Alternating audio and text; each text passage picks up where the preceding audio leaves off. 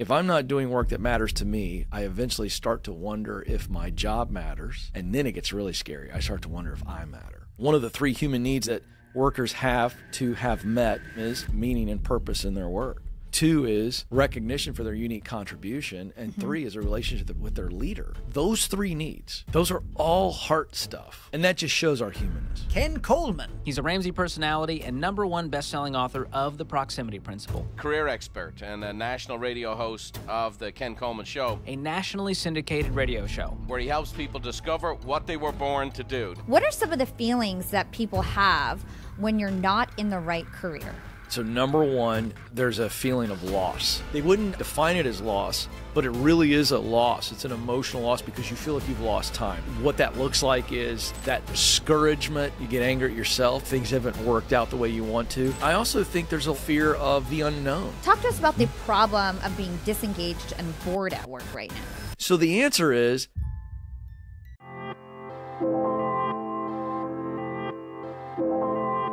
Young and Profiters, welcome back to the show. And I am so pumped for today's episode because I feel like it's going to change a lot of lives.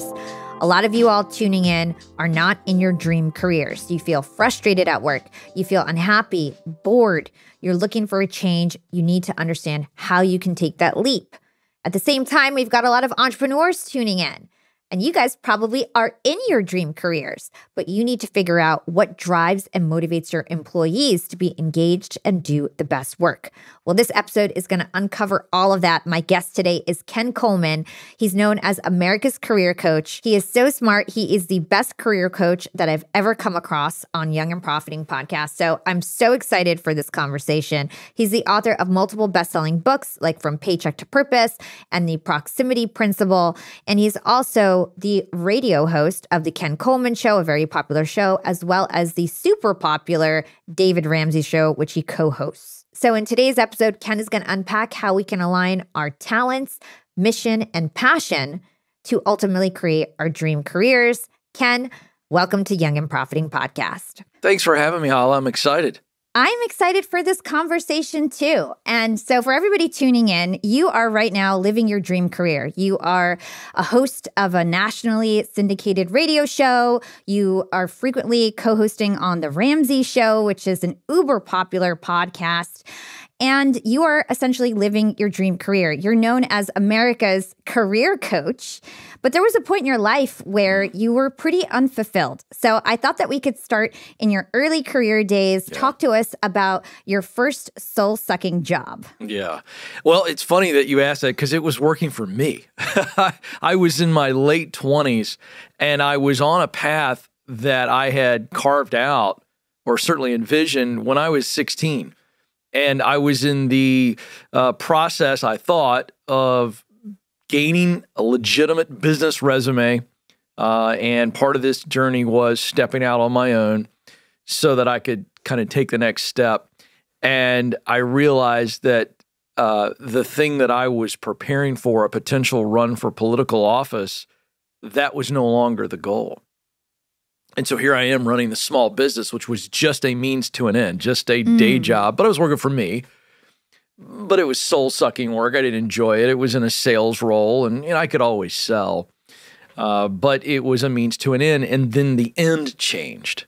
And when that changed, and I realized I no longer wanted to be involved in politics, I got disenfranchised with both sides of the aisle. It's just the whole process. It just was no longer a place where I felt like I could make the difference that I desired to make. And so that was something that was shaking for me to my soul because I had been thinking about this since the age of 16 and had made strides and had been involved in politics, then got back out into the business world and was trying to build this caricature, if you will, to be this impressive person that could potentially get elected. And so when that changed, 2 things happened. One, it left me wondering, if not this, then what? And then the second thing that happened is I began to beat up on myself and I felt like I'd wasted all this time. Here I am in my late 20s. Like, bro, what are you doing? I was really crushing myself. You just pissed away 10 years. Now here you are on the precipice of 30. And I know we have a younger audience, but 30 really freaked me out. More so than any other decade because it felt like I was now supposed to be certain things and this and this and this, and the time was ticking away. You don't think about it much in your 20s. So that put me in a position where I was really discouraged and confused at the same time.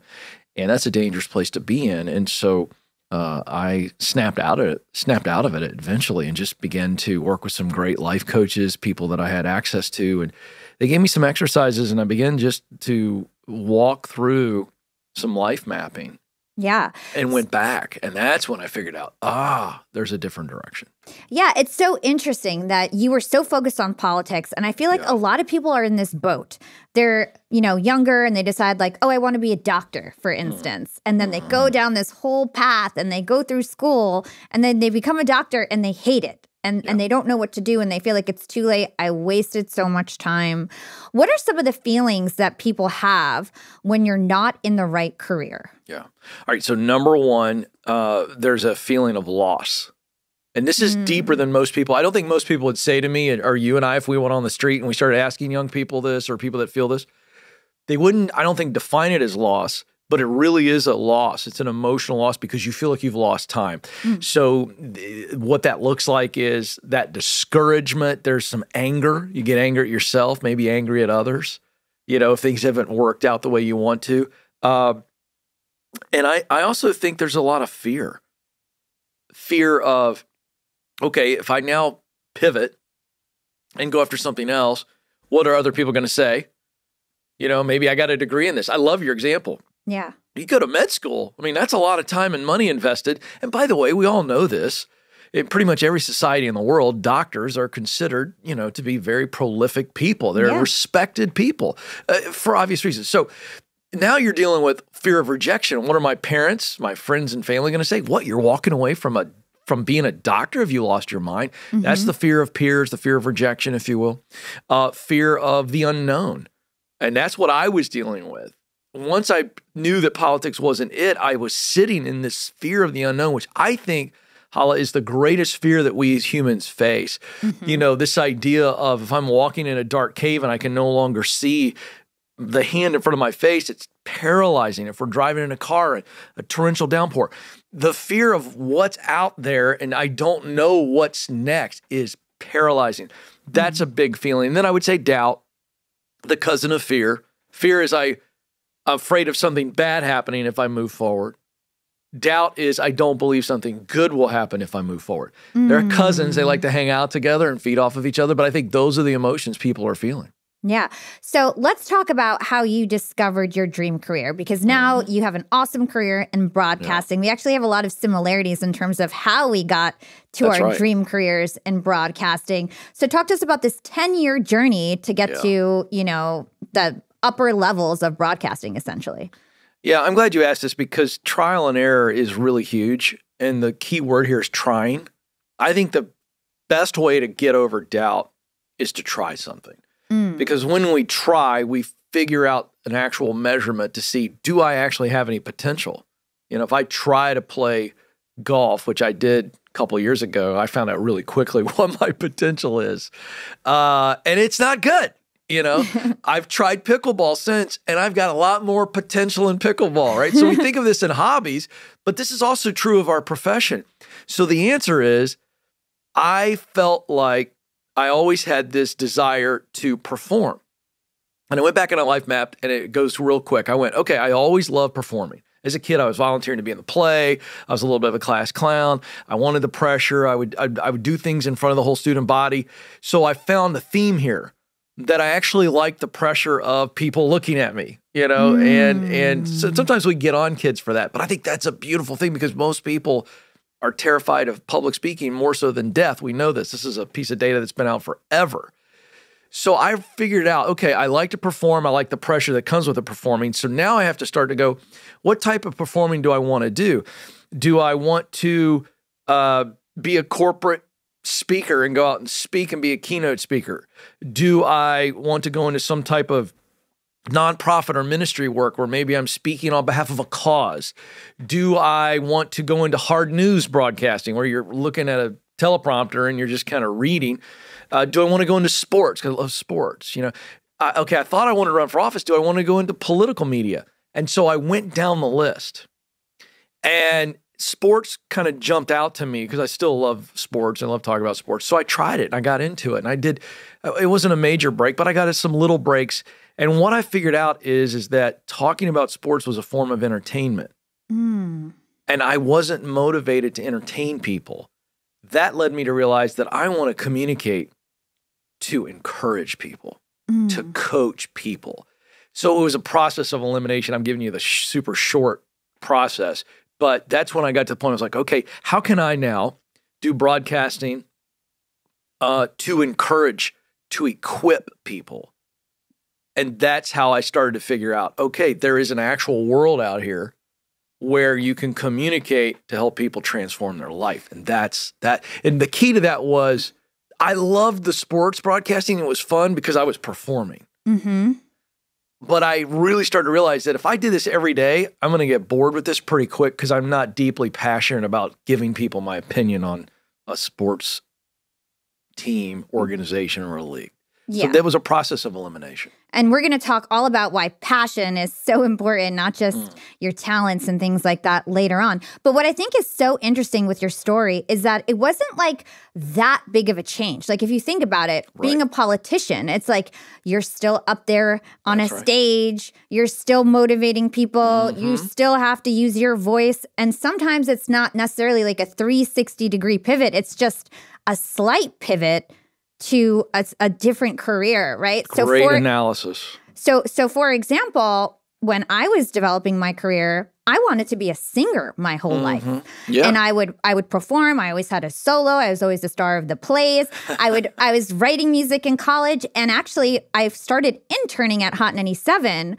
I would work there for free for 3 years. And I was Angie Martinez's assistant for the reason of pushing my music at the station, not to become a personality. And then I learned about radio and I loved it. And I realized, hey, I could probably do this and become really successful at it. I'm not, I'm a good dancer, but I'm not Beyonce. And I was like, well, I don't know if I'm really going to make it as a singer, but I could probably really make it as an on-air personality. So I just pivoted slightly and used my voice in a different way. And then same thing with podcasting. It was like a slight pivot.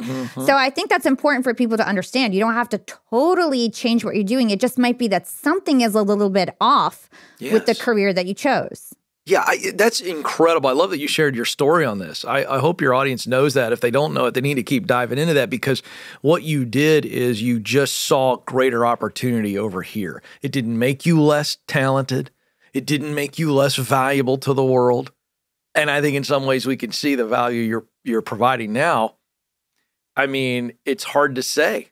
It's hard to say whether or not you would touch lives and truly transform and have a role in people's transformation if you had made it as a big-time artist. Yeah.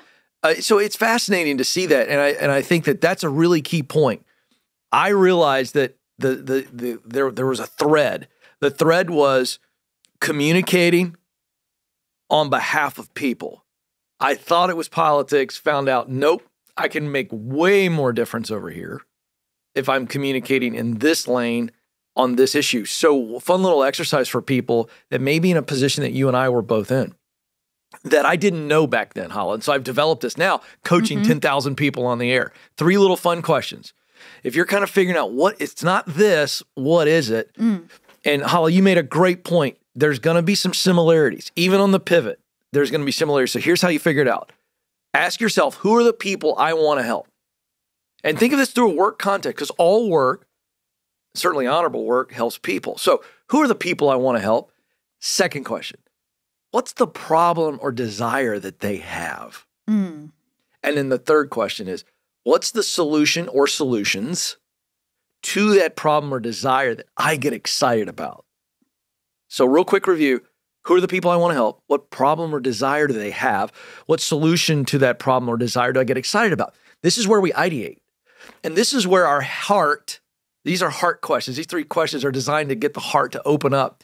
And when the head, the brain, sees what the heart is pushing up to say, I want to help these people. So I want to help people who are struggling with substance abuse. Great. What's the problem or desire they have? Substance abuse, a destructive world, life that traumatized them. And so they reach out here, whatever. And then the third, so I want to help them through therapy, or I want to help them through whatever. So the 3 questions are essentially the same question, but you're kind of coming at it from 3 different vantage points, and each answer builds on the other. And by the way, you don't have to ask them in that order. You could be a person that goes, I know what kind of solutions I want to give to the world. And you go, okay, what is that? I want to code. Oh, great. Who do you want to code for? And you can reverse engineer. Well, I want to code for kids and make video games. Okay, great. So that's something that's really helpful that I wish I had developed for myself years ago. But now, having coached people, those 3 questions help us go deep within so we can see who we really are and where we can really contribute. Yeah, I love that. And I think that's super great advice, especially for people who are maybe a little bit older, like maybe in their 30s, to be asking that question. So I recently had an interview with Gary Vee. And one of the things that he says is that, like, in your 20s, it should be all about experimenting and figuring out what you're doing. So I'm in my 30s now, and I have a multi-million-dollar company. I have a podcast network, a social agency, a top 100 podcast. And I attribute all this success because I experimented a lot when I was in my 20s. I was working for free at a radio station. I was blogging. I was selling underground rapper showcase tickets. I was working at the mall. I was getting so much different experiences, and I really didn't have it figured out. I had other friends who already had corporate careers when I was still like trying to create a blog site and do all these other things, right? But I'm happy that I did that and I experimented. And I know that you also did a lot of experimentation and working for free. So talk to us about the importance of acquiring skills so you actually know what you're good at, because you've got to test to know what you're good at. Yeah, it's so true. You know, you have to figure out what you're good at first, because once we figure out what you came into this world hardwired to do from a talent standpoint. And again, I've got 3 teenagers. Any parent, can look at their kids and go, this kid's talented at this kid's, they just know. And we all know. And you've been complimented for this stuff your whole life. So even the most doubtful person watching us right now and listening to us right now, the most doubtful person, you just down, your self-esteem is down, your confidence is low. Can I just tell you something? You need to pick me up. I want you to just rewind your life. And throughout your life, there have been times where people said, you're a natural at that, or that just comes so easy to you. Maybe you saw your sibling struggle at it and you went, it's easy for me. Here's my point. Once we all truly get self-aware enough to go, okay, this is what I'm good at naturally. With education, I'm learning. And experience doing, I can take a talent and I can make it super, super sharp. I can make it a skill. All right. So you think of I'm going to use an old school kind of example here. You think of a potter. I don't know if any of your audience has ever watched a potter make pottery. It's fascinating to me. They take a lump of clay, they put it on the potter's wheel, and through water and their force of their hands, working with the wheel, they shape this inanimate object of clay into something extremely usable. I want people, that's the idea of taking a talent and turning it into a skill. We start there. And once we figure out what we're good at and how we can turn that into a sharpened skill, now we can see the world through the lens of, I've got these tools, think of them as power tools, not the old school handsaw, but like, we're doing it in 6 seconds as opposed to 6 minutes. So now I can see, all right, I have these tools, and these tools, skills, do this. Excuse me. And so as I begin to see what these skills can do, then that allows me to do 2 things. Number one, it allows me to build confidence. Confidence is everything. I'll just tell you this as a guy who's been blessed, and I mean this, to just coach people. They've called in for years, and it's just mind-blowing. And I have to coach them in about 8 minutes, that's intense, but I tell you what it's taught me. It's taught me how to quickly discern what's going on and get to the heart of the matter fast. But what I've learned is just about every caller or every person I've coached from a live stage is ultimately pretty sure, or not pretty sure. They're sitting there with an alternative they think is the right choice, and they're ultimately looking to me for confidence. That's what I know. So I'm speaking about confidence being really, really important. So once I'm confident, I know what I can do, I'm confident, that's what happens. And then clarity starts to come in. You know, you just look at me. I suck in math and science skills. I mean, that part of my brain, I should have my brain studied when I die because it's dark. It's just math and science really hard for me. And so I was always good in the English or the history, much more verbal guy. So if I'm looking at me and I'm going, what do I do best? Well, communication, verbal skills. All right, so I tell you what I'm not going to be doing. I'm not looking into health and medicine. I'm certainly not looking at medicine or, so that's the idea. And it gives me clarity. Oh, I probably am wired to do people work. Yeah. Yeah. So that's the idea. What's so interesting is that we always hear about imposter syndrome, right? Yes. And really, imposter syndrome, in my opinion, is when you're in a job that you don't have the right skills for. You don't have the right talents for, and you feel inadequate because it's not your strengths. Yeah. Would you agree with that? I think it can be that. Yeah. Let's take that scenario.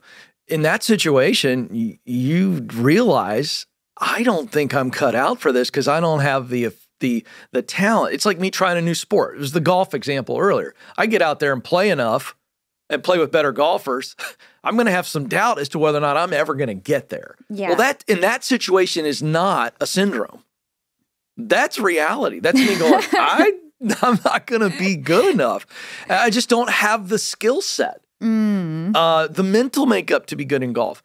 So yes, it absolutely can be a sign that, and I'm glad you brought this up because a lot of times, even a guy like me in my world, I'll poo-poo fear and doubt because they are enemies of progress. But many times fear and doubt are protecting us. And in the scenario you just brought up, which I think is insightful, we've got to have enough self-awareness that when we experience doubt, we know whether doubt is lying to us and holding us back, or doubt's going, there's a reason that you have doubt. You're average at best. If you bust your ass, you're only going to be average. And people don't pay for average. Yeah. It's almost like, is this like a dictionary problem where you need to learn the ropes and the abbreviations that everybody's using? Or is this really like a skills problem and it's not your strengths? Young and Profiters, I've been a CEO for over 4 years now, and I finally cracked the code on hiring. I look for character, attitude, and reliability. But it takes a lot of time to make sure our candidates have the proper culture fit. We are scrappy hustlers at Yap Media, and if you don't act scrappy, you won't fit in. And so we need to make sure you fit in, and that's why I let Indeed do all the heavy lifting. Indeed has things like skills assessments, where when we have specific roles, we can find an assessment that matches that role, and we can make sure they have the skills that we need. And Yap Media is growing so fast. I have 10 open roles just this month. In the past, it would take me so long to find hires. I have to go on all these different job sites. I have to create my own skills assessments. I'd be setting up interviews. It'd be super awkward if they didn't get the job. They had my personal contact information. Now, Indeed lets you attract, interview, and hire all in one place. And Indeed streamlines hiring with powerful tools like Instant Match. An Instant Match basically matches you with candidates as soon as you put up a job post with people who are qualified right away. It's instant. And the best part is it gets better as you use it. So I love using Indeed. We've found a lot of our A players on there. Join more than 3 million businesses worldwide who count on Indeed to hire their next superstar like we do at Yap Media. Start hiring now with a $75 sponsored job credit to upgrade your job post at Indeed.com/profiting. Offer is good for a limited time. Again, it's Indeed.com/profiting to get your $75 credit. Terms and conditions apply. Need to hire? You need Indeed. Right. So let's talk about boredom and disengagement at work, because I remember last year, so many of my conversations, people were talking about quiet quitting, and so many people were quitting their jobs to become freelancers and entrepreneurs. I feel like it's sort of like steadied out a bit, but talk to us about the problem of being disengaged and bored at work right now. Yeah, I love that you bring up boredom. It doesn't get talked about enough, I think, when we talk about these work trends. So boredom is just a function of there's just no challenge. There's no challenge. And challenge comes at us, I think, with two key characteristics. I'm challenged because it's difficult, but I think I got enough chops to handle it. Okay. Or I'm challenged because I love it so much that I want to take that to the next level. And so what I mean is well, we could go to the guy who's the GOAT on this. You can't spell his name. I've practiced it forever, Hala. You'll appreciate this. His name is Mihai Csikszentmihalyi, and I think he's Hungarian or Romanian, but he's got a very popular TED Talk on the topic of flow. And here's what his research over 30 years found. Part of being in a state of flow, which is mirrored kind of a state of ecstasy, actually. So it's not drug or sexual. It is a mental state that he describes. And part of getting to that flow is challenge. It must be challenging so that I am engaged I got to really lock in. I got to focus. I got to put heart. I got to put effort in. I got to be at my best. So that's the challenge piece. But the challenge and the aptitude or the ability to meet the challenge are the same. And so that's a huge part of this. And so boredom happens when one or both of those are really off. And let's be honest with you, boredom happens when we're doing a job that takes very little effort. And so we're scrolling on social media or we're talking to our coworkers because there's just no challenge. There's no challenge mentally and there's no challenge emotionally. And that's what I was saying earlier. The mental challenge is obviously it's got to push me and I got to really lock in. But the emotional challenge too is like, do I actually give a crap? Does this work that I got to do actually, is it enjoyable for me? And then does it create a result that I actually think is great? Yeah. You know, so if you put me on a spreadsheet, I'm telling you I'm dead because I'm not naturally good at spreadsheet and organization and all that stuff. And I could give a crap about organization. I got people around me who do all that are loving organization. I'm a creative. So the more I'm bouncing from thing to thing to thing and I'm engaging with you, that's fun for me. So, you know, that's what boredom does. And so here's the deal. So to wrap this up, boredom will suck the soul right out of you because when a human being isn't challenged, then what happens is they begin to think that there is no challenge to be had and you kind of just retreat and settle. Yeah. And it can just remove it creates a lot of stress, by the way. That's what's crazy. The more bored you are, the more stress you have. So interesting. And I know that you've been really passionate about helping people with their careers for years now. You have multiple books under your belt related to careers. And I read a quote from you that I want to read. You said, "We are all souls and we are created to contribute. Yeah. And if you don't contribute something that matters to you, then there's something missing." And so we talked a bit about challenge, but talk to us about meaning. Why do we have to have meaning in our work? Because we are spirits. And I don't care where you come from in the world, what your religion is, what your political affiliation is, strip all of that away. And the one commonality that all humans have is somewhere along the way in our journey, we all wonder, what should I do with my life? And then we also think, what's the contribution I'm making? And we all kind of want to make our mark. And I just think that's the way we're created. I'll just leave it at that. I think it's just there. And nobody has to teach anybody to wonder that because I think we all just want to make a difference. And I think all of us, no matter where we're from, race, creed, all of that stuff, and we're in a more divided world than ever. But I think if you're going to find one thing that humans can unify around is good, healthy people want to help others. They just want to help others. So that is the issue. And so when we look at this innate desire to make a difference, make a mark, you can say it 80 different ways, then we realize meaning matters so much. I'll give you an example. Throughout history, we've seen dictators, evil people, use meaningless work as torture.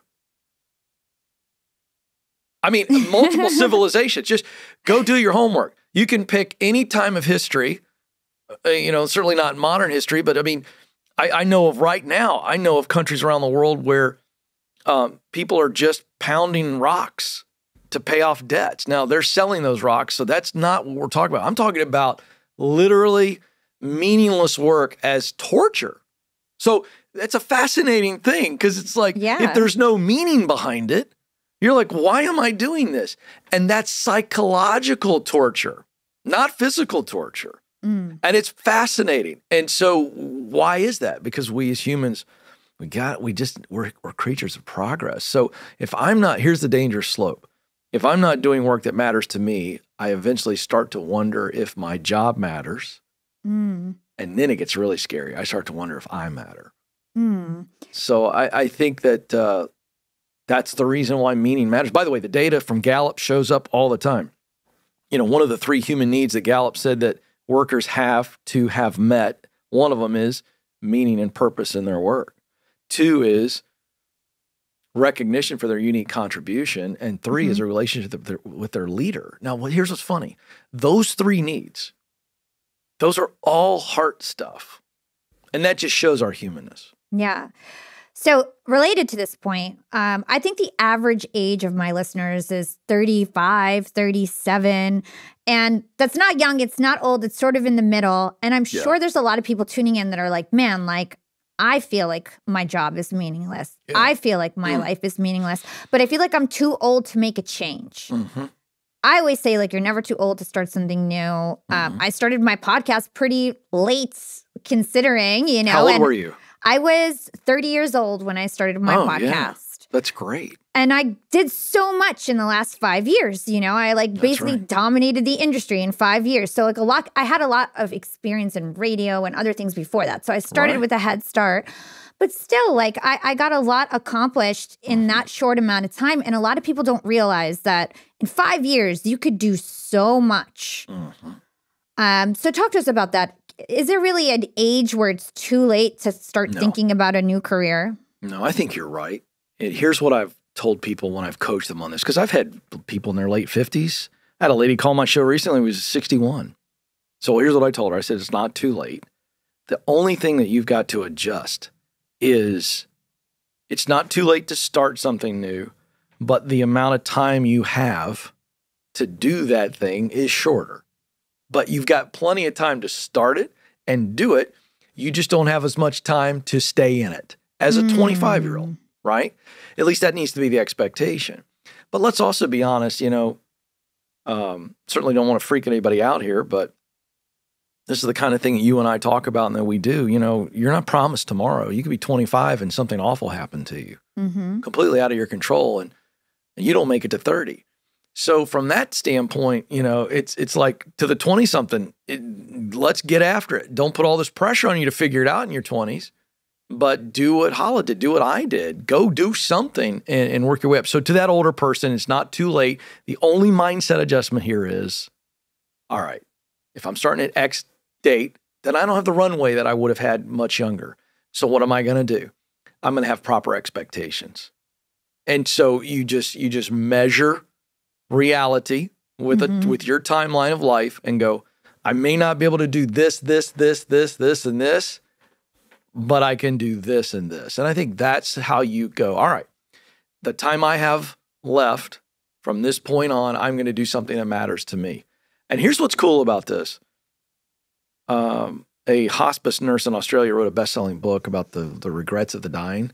And one of the top 5 was I didn't live the life that I truly wanted to live. And so I'm a guy that preaches reminiscing over regretting. And so it's at 55 or 65, if you still got some time, go do it so that you can look back at least on a certain period of your life and go, I'm so glad that I did that. And not regret that you never took a shot. And also doing it in a smart way. Like, for example, using your books and your assessments and things to make sure you know your strengths, you know your passions, you know your mission, and you know what is a likely path that you'll succeed at rather than sort of just going at it willy-nilly without a plan. Young and Profiters, as you may know, I launched my LinkedIn Secrets Masterclass over a year ago now. And it was one of the best decisions I've ever made for my business. I've made over $500,000 to date on this course, my first course ever. And it's mostly pure profit, which I love. The other thing that I love is that I didn't have to spend a lot of time on the tech stuff. I didn't have to figure out how to collect payments, how to set up my mastermind subscriptions, how to do abandoned cart targeting, and all of that tech geeky stuff. I just left that all to Shopify. Shopify is the global commerce platform that helps you sell at every stage of your business, whether you're selling your first product, finally taking your side hustle full time, or making $500,000 from your masterclass like me. And it doesn't matter if you're selling digital products or vegan cosmetics. Shopify helps you sell everywhere. They've got an all-in-one e-commerce platform that is best in class. And then they also have an in-person POS system if you have a brick and mortar store. Shopify powers 10% of all e-commerce in the US, from huge shoe brands like Allbirds to vegan cosmetic brands like Thrive Cosmetics. In fact, I interviewed both those founders, and let's talk about Carissa Bodnar. She's the CEO and founder of Thrive Cosmetics. She told me how Shopify enabled her to become $1 million business because she was able to focus on what she was good at. She was good at creating makeup. She was a chemist and a scientist, and she wanted to create vegan makeup, good for you makeup that was high quality. And so she got to focus on that, and Shopify did all the heavy lifting on the tech side. It's plug and play. It takes a day to set up your website. It is really something that is easy to use no matter your tech experience. She was a makeup girly, and she created $1 million business, more than $1 million business on Shopify. And if you're tuning in right now and you've got an idea that you want to act on, but you feel like, I just don't have the support, I don't have the resources that I need, this is your sign. You should give Shopify a try. Stop waiting on your dreams. Do it now. Go to shopify.com/profiting. That's all lowercase. Don't forget it. Don't wait to grow your business, no matter what stage you're in. Go to shopify.com/profiting. Yeah. So this is a great segue into some of your work. So before we get into your new book, it's called Get Clear Career Assessment. I'd love to touch on some of your previous works. Sure. In 2019, you wrote about the proximity principle. And you say that can change everything people thought about they knew pursuing a career that they love. So what do my young and profiters need to know about the proximity principle? Yeah, we'll start with what the principle is and then what it does. The principle says this: in order to do what I want to do, you can fill in the blank there, I've got to be around people that are doing it and in places where it is happening. Young Hala did this. She thought she wanted to be a singer. So what did she do? She went to the place where they were playing all the songs. And it was a brilliant move, right? Now, your idea changed, but again, what's interesting is that you've also could have used the radio as that idea of this is the right place. So the proximity principle is about people and places. The right people plus the right places equals opportunity. In other words, if you're constantly getting around the right people, people that are in the space that you want to be in, or similar to the space that you think you want to be in, that proximity is just there. And I think your life is actually a wonderful example of this. And you talked about it earlier. Because you were in proximity, you pointed it out, it wasn't that big of a departure. You are, in fact, a performer. You're a top-notch performer. You may only sing for friends and family now, which, by the way, I'd love to hear you sing. I think your audience would too. There might need to be a single coming out later. But anyway, that's my ADHD flaring up. But I think that the issue here is if I understand that being around the right people is going to allow me to meet more of the right people, being around the right people, they're going to point me to the right places. I go to the right places. I see, I learn, I observe. Oh, by the way, I connect with more of the right people over here. And so what you've got is, if I were going to draw it up, it would be an arrow here, and we'd have the right people in the right places. And it becomes this cyclical process of learning, doing, and connecting. That's what it spits out. And that formula equals opportunity, to where if you do it right, Hala, people will knock on your door. In fact, some of the coolest experiences I got in my career where I got huge opportunities were because of proximity. Yeah. I was the second option, but they needed another option. But the only reason they thought of me is because I was in the orbit, if you will. So in order to do what I want to do, I got to be around people that are doing it in places where it is happening. In other words, if I'm around the right people and in the right places, the right time will happen on its own. Oh my gosh, I love that. I love that concept so much. I can think about my past experiences, and I know that's true. Like figuring out podcasting, it's like going to all the podcast conferences, trying to get podcast mentors, taking calls with every single podcast company and trying to understand what everybody does. That's how you become the top of your field. It's like, I'm curious. Really, can I flip it on you? Because your audience loves you. They're here for you. I'm just like the guy guesting today. I'm curious. how did the proximity principle play into your specific story where you actually got the gig you got now? Like it led to the show that's rocking it and you had this meteoric growth. I'm curious, what was your situation? There's so much that goes into it. But I mean, first, to your point, getting that job at Hot 97, I thought I was going to be a singer, ended up learning the ropes of radio, took every opportunity that I could where if the DJs wanted me to blog, I was blogging. If they wanted me to come to a party, I was going to the party. If they wanted me to sell showcase tickets and host a showcase, I was doing that. So I was taking my opportunity B avenues is what I call them and getting all these experiences. Also, wasn't afraid. I'm a type of person that, you know, isn't afraid of going out on my own. So I started a blog site, but I didn't start it on my own. I recruited other women that were in the entertainment industry. So people who worked at Def Jam and iHeart and VH1 and then worked with them and learned from them and started this blog site. Then I went into corporate. That's a whole other story. I had like a ghost period of 4 years where I just didn't think I was going to make it. I got rejected from satellite radio, MTV. I almost had a show on MTV. So it was like sort of like a dark period. But then I started my podcast. And when I started in the podcast industry, I really, once I decided that I was going to like really do this, I just tried to learn from everyone. So for example, Jordan Harbinger, who's one of the biggest podcasters in the world. He's one of my best friends. He's my podcast mentor. He came on my show. And when he came on my show, I didn't just leave it at that. I was like, what can I do for you? Can I write your commercials for you? Can I show you how I'm growing my podcast? Can I show you that? Because he's sort of old school. And I was like this new school podcaster. So I was trying to teach him stuff so he would give me the time of the day. And then finally he was like, wow, like you're really onto some stuff. Like I'll teach you how to grow your show the way that I know. And you can teach me how to grow your show the way that, you know. And I was just doing things for free to get him as a mentor. So that was like one of my first big breaks because he taught me all the secrets of growing of shows traditionally, right? And then when I started my network, it was like, how can I literally started a podcast network, have never joined a network, no idea how podcast networks work. So I would just take all these calls with all these agencies and I would just act like I knew what I was talking about, but try to investigate like what the hell are they doing and pieced it together, going to all these conferences and just trying to meet everybody until I figured it all out. It's all to your point. It's like, how do you just get in contact with people who know what they're doing and work for free for them, ask them lots of questions, do favors for them so that they help you in return. So hopefully that was a good example. It is. No, I mean, that is the principle, living it out. Throughout the whole story, I could have just circled while you were talking. I could have pressed pause and circled right people. Then I could have said, right, like we heard of Jordan was the right person. These women from Def Jam and these massive companies, right people. You know, showing up the podcast, come right places. So yeah, it's a simple little idea. And honestly, I didn't expect the book to do as well as it did. I was just trying to simplify the climb. Like if you just keep showing up around the right people in the right places, good stuff's going to happen. It's not romantic. It's not even that. It's just simple.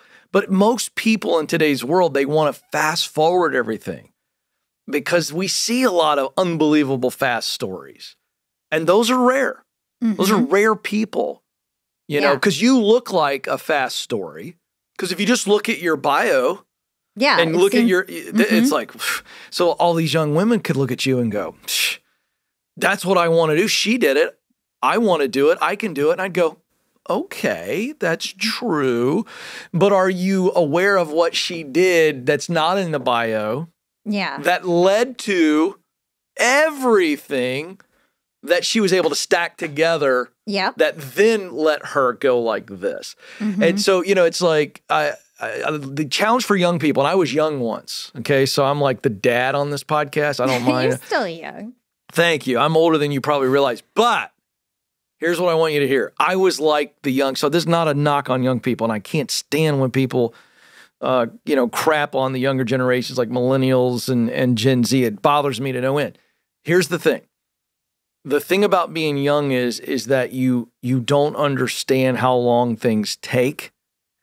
And then you realize, wait a second, successful people, they're willing to do what it takes, because a lot of you are going, I'll do what it takes. I'll do what Hala did. Okay. But you also waited as long as it took. That doesn't mean you were sitting around, because waiting, by the way, is not a passive posture. It's actually a mature posture. In other words, you get up, you were busting at that radio station, you were going out here doing this, hanging out. I love that on this conversation, you've mentioned work for free, I think 5 times. And I can't wait to interview you about that. It's going to be a huge theme, because that is a very controversial position, especially now in the world of TikTok, because I got a lot of snowflakes that freak out over that. But what they don't understand is that Hala was willing to wait as long as it took. In other words, she kept showing up, doing this, doing that, meeting this, learning this. And waiting is an active posture. It is, I'm going to keep showing up, doing what it takes, knowing that if I keep showing up, the right time's going to find me. And that's your story. It's your story too. Yeah, well, it's every successful woman and man. Every one of them. They don't quit. They keep showing up. And then we look at their story and we go, oh, wow, right place, right time. Bull. That's not, they were in the right place, and then the right time found them. And so are you willing to do what it takes? If I wait on the street with a camera crew, they, oh, yeah. Okay. I say, are you willing to wait as long as it takes? So that means, are you willing to show up for 5 years, 7 years, 9 years? Not many people are. Yeah. Amazing. Well, let's talk about your 2021 release. It was called Paycheck to Purpose, another bestseller. And in it, you talked about talent, passion, and mission. And this is a theme that even now you talk a lot about, talent, passion, mission. So can you define those 3 words in your own words and tie it all together? Yeah. Talent is what we do best.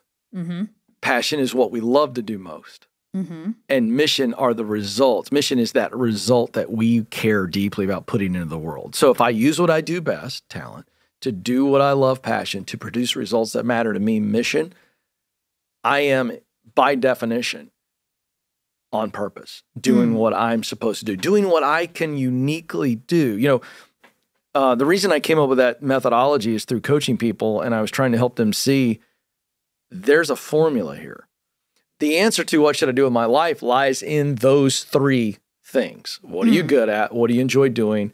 What results move your heart? Okay, so for instance, an activist, their heart is angered. Their heart is broken. Angered by an atrocity. Broken for the people that are the victims. And so their heart moves them to that kind of work. Your heart, my heart, probably very, very similar, right? Our heart is about achievement and influence. Like we want to help people. We want to help people win here. Mediocrity is our enemy, right? And so when we understand that last piece, mission, the results that motivate me, we tap into the magic of motivation. So talent, those are the tools so that we can do work that we enjoy, we love.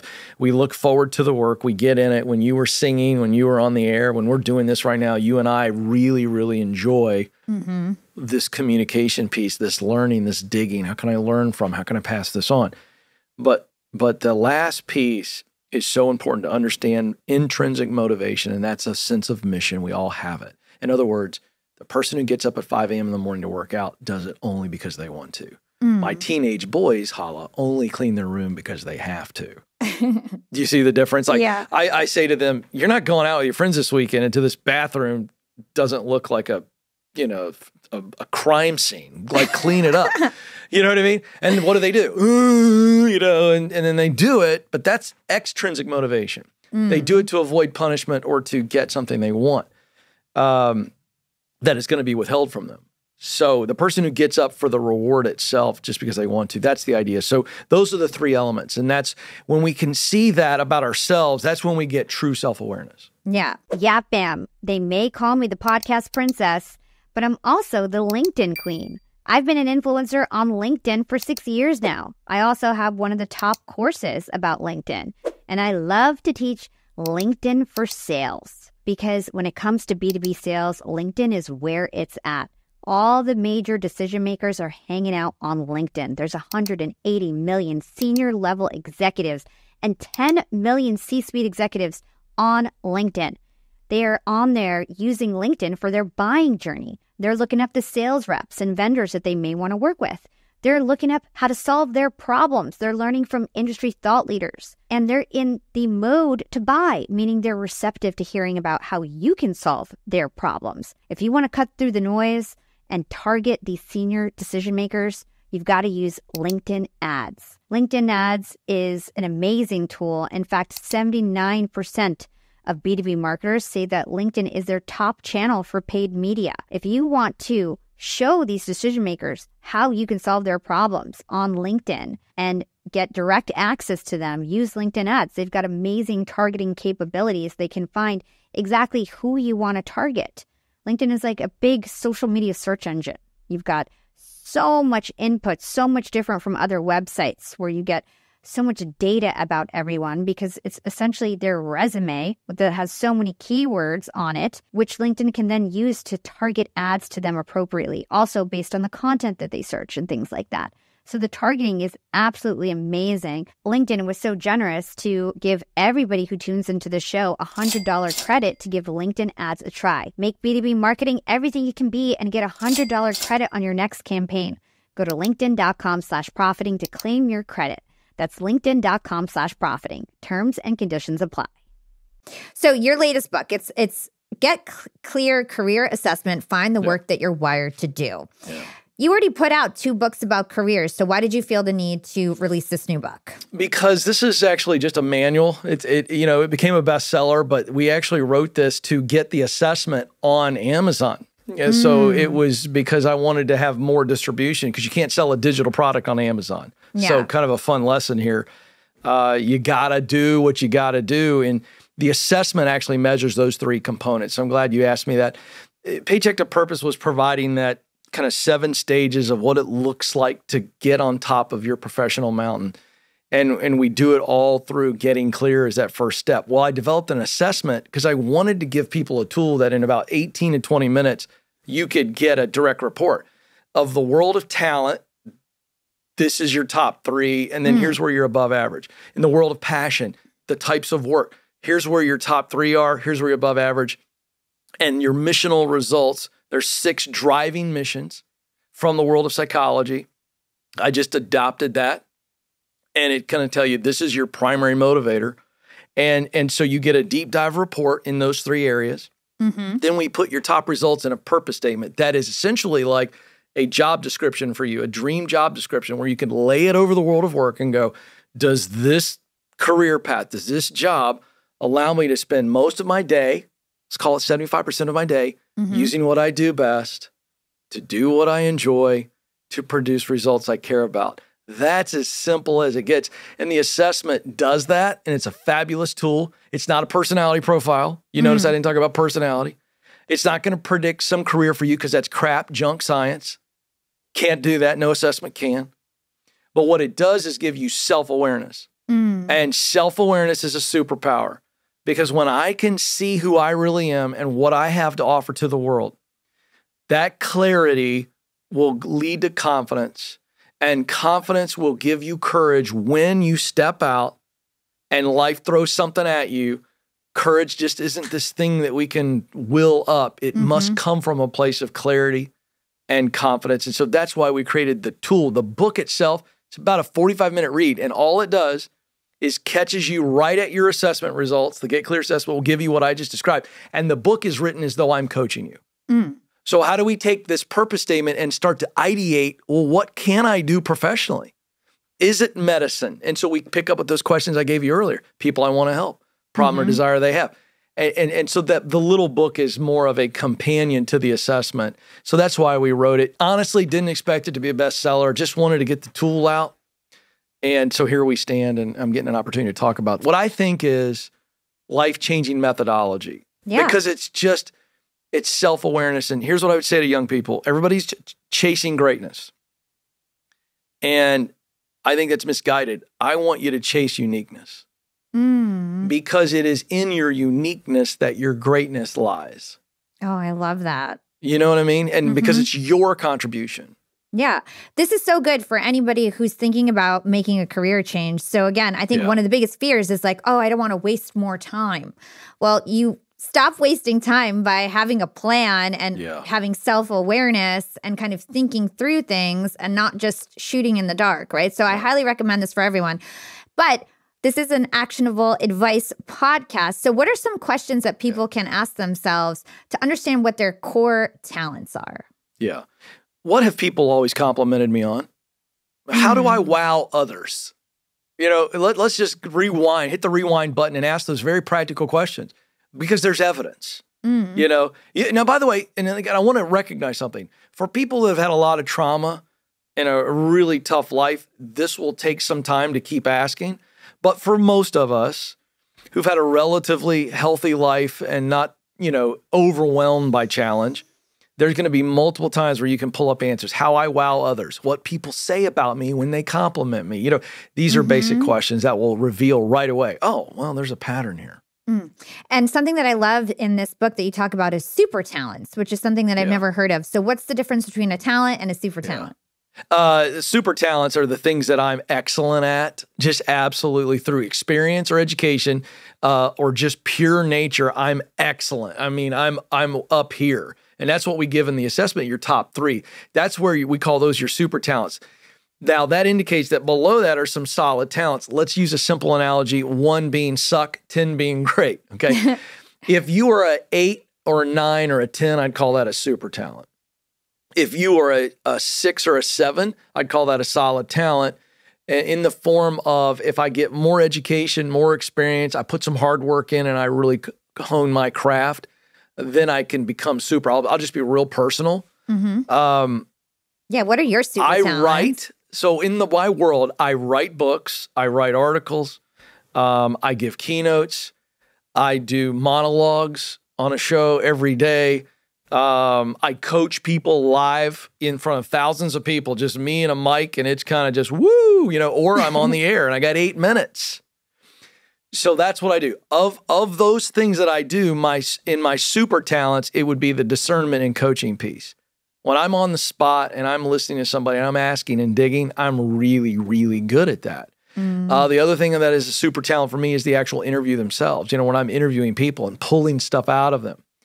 If I'm honest, and I am, and by the way, I get feedback from my team, my solid talent on that list is the keynote. I'm good. I'm a good speaker. I'm not great.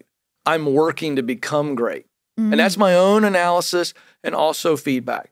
I think you got to be honest about that. Writing, same deal. Good writer, not a great writer. So that's the difference between a super talent. Now, I can get better at the speaking and have, and I can get better at writing, and I have, but I still got more work to do. Whereas the other ones, just from my natural talent, and I've had more time. I've got more experience in the other two with the interviews and coaching people than I did with the speaking and writing. So what do? You get better at it, but then you also hire really good editors so that I can take what I'm good at, which is a monologue. By the way, I'm better at monologues than I am a 40-minute keynote. I'm better at the quick, here's 3 points. So you go, okay, I need help over here with the writing, so I'm going to go hire really talented writers to edit my stuff and coach me and say, you're missing this here. You're not weaving this in. This needs a story. This is a little too kind of nebulous, kind of out there. You need to simplify this for the reader. You know, because I can't do that for myself. So I hope that answers your question. I think that's the difference. And in my own life, so I gotta pay attention to that. Yeah, you know? Totally. And it sounds like you're not focusing on your weaknesses at all. It sounds like you're just trying to strengthen your talents and your super talents. And are you focused on your weaknesses at all? Only to the fact that when we have a new team member join, like we just got a new associate producer on my team and she's awesome. And on our first meeting, I spent 10 minutes trashing everything that I do that's awful. And she was laughing and she really enjoyed it. And it did 2 things. Number one, it let her know that I'm aware of these things that I suck at. Being on time, details, can't ever find my own keys in my house. God bless my wife. And I'm really open about it. So I'm only focused on it to tell everybody that I work with, number one, I'm weak in this area. Number 2, I'm aware of it. And number 3, in order for us to work well, both of us need to be aware of this. And the reason that you're hired is because you're actually strong where I am weak. So understand our job as a team, for each other, not just for Ken. This isn't all about Ken. All of us have got to say, this is where I'm weak. And to the extent that we remove stuff off of our plate and move it to someone else's plate, we delegate, we hire for it, or we eliminate it altogether. So yes, I'm not focused on it, but I'm super aware of my weaknesses. And my life, by the way, is organized. I use that loosely because I'm not very organized, but my life is structured probably in a way. And I've got a team where, again, I operate in my strengths all day long, which is really, really rewarding. That's and the it's goal. freeing. By the way, it's freeing to just go, I suck at this. Because by the way, your team already knows. But by the way, it's because you focused on your strengths to become the top of your field, so you could get a team to help you 100%. with everything else. You know? That's a great point. That's the beauty. It's like, why are you in Western, I don't know, and I'm going to bang on the Western Hemisphere because I'm a Western Hemisphere product, so I can make fun of it. I don't see this in the Eastern Hemisphere. I really don't. This is a Western way of thinking. And I'm not trying to philosophize, just hang with me, folks.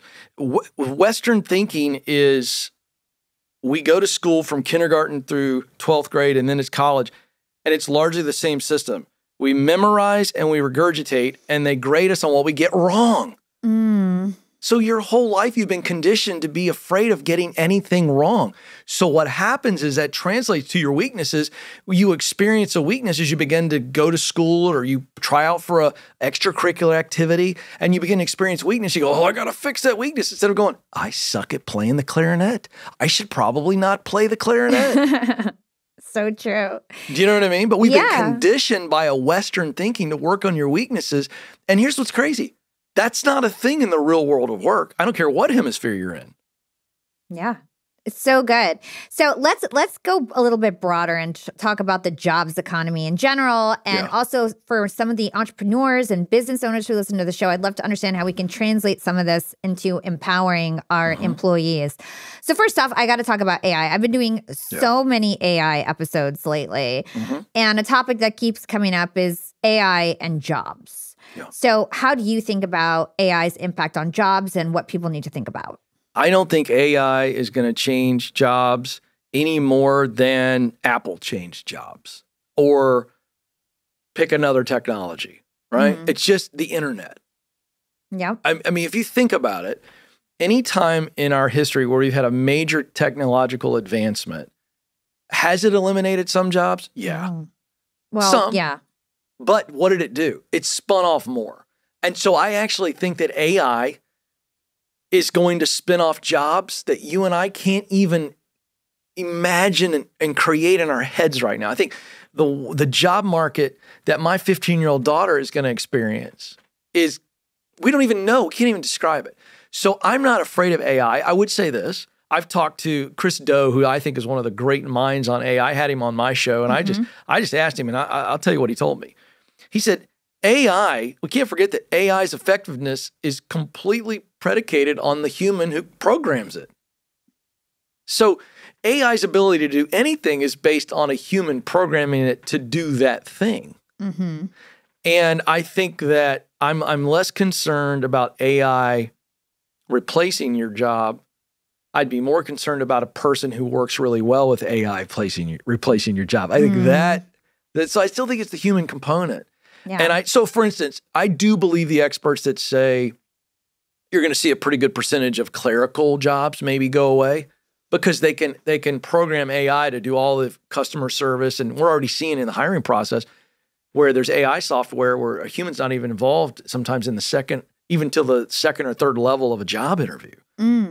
So is it going to create efficiencies? Yes, but you will still need the human-to-human contact. So I'm not scared of AI from a work standpoint.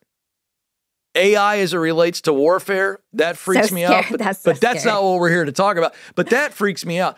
AI in the world of work, no, it's not going to be a bunch of machines doing the work and the rest of us are sitting around eating Cheetos. I don't think that's going to happen. Yeah, I think your internet example was so good. I mean, if I think about my job now, it's literally 100% based on the internet. Yeah, There's nothing else. I don't even have any office or anything. It's just, so it's so good.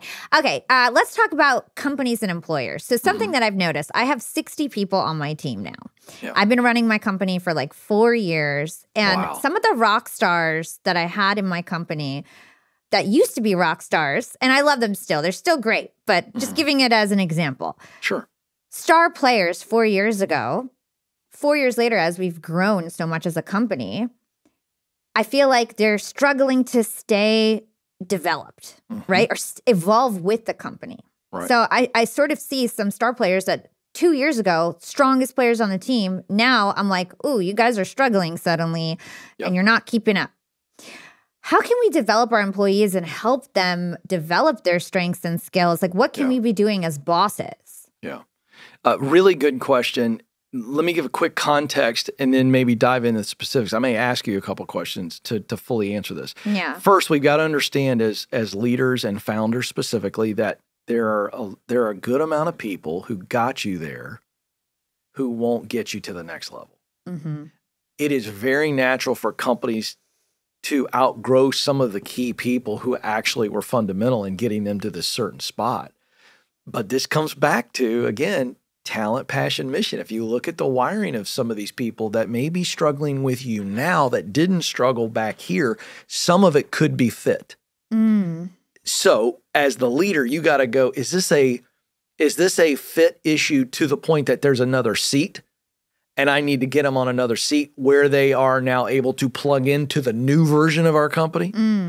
Or do they simply just not have the right makeup for where the company is and where the company's going to go? That would be from an executive and a leadership analysis. That's my practical advice.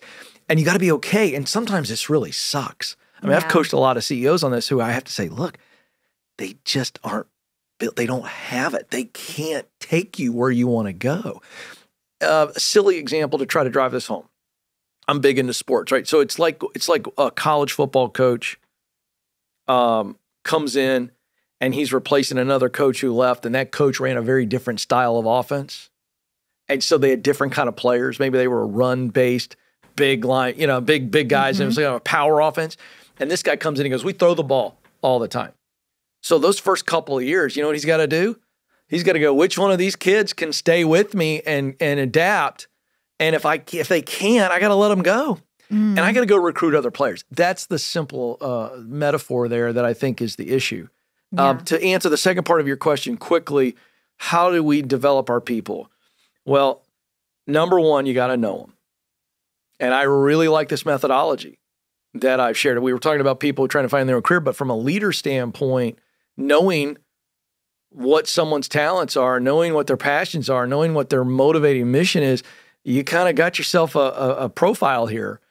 And so then you go, okay, where can they grow? And let's look at their solid talents and let's show them, hey, I want to invest in you, or I'd like to see you invest in yourself here. This is where you've got some solid talents, but I think with some learning and doing, you can turn these into super talents. Yeah. That's the idea. Constant communication so that they have awareness. They also know that you care about them and you want them to get better, because when they get better, their paycheck gets bigger. At least it should in a healthy company. So that's the idea. Yeah, and it's a really smart thing to do as well, because if you find out that maybe there isn't a place in your company now, it's the best thing for them to go to a company where they will thrive. And it's like part of being a boss is understanding that people aren't going to work for you forever, and you can help guide them in their career. Yeah. Okay, so last question. Okay. Two-part question, and then we'll round this interview out. What do you feel like are going to be the biggest challenges for employers when it comes to the workplace? And also, what are the biggest opportunities?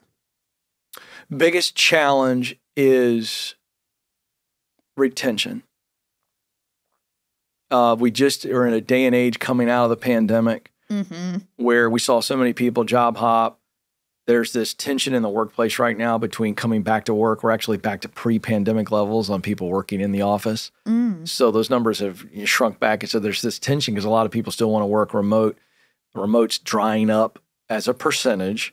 Hybrid is still there. I think hybrid will be the dominant model going forward. But we're in this weird tension. So retention is everything. Yeah, to your point, people aren't going to stay with you forever, but to the extent that we can keep good people longer, then we're going to see productivity and profitability go, and that's the key to winning. Yeah. And that's the competitive advantage is people, keeping good people longer. And so then the opportunity there is engagement. The single most important factor to retention is engagement. If people don't want to be there, they won't want to lead there. And so you're hoping to develop leaders from within. Doesn't mean you have to. You can recruit from outside, but we want to create a culture where people want to be there. And people want to be there if they aren't engaged. What does engagement look like? Well, I hate to keep singing the same note, but it's true. They need to be spending 3/4 of their day using what they do best to do what they enjoy to produce results that matter. It's your job to get them in a seat on the bus where that's the case. Here's what's going to happen. They're going to be really, really engaged because they're going to enjoy it. Think about that. That's not a bad day. Oh, okay. And so that's what keeps them coming back, because there is true fulfillment. Oh, by the way, there's proficiency because they're good at it.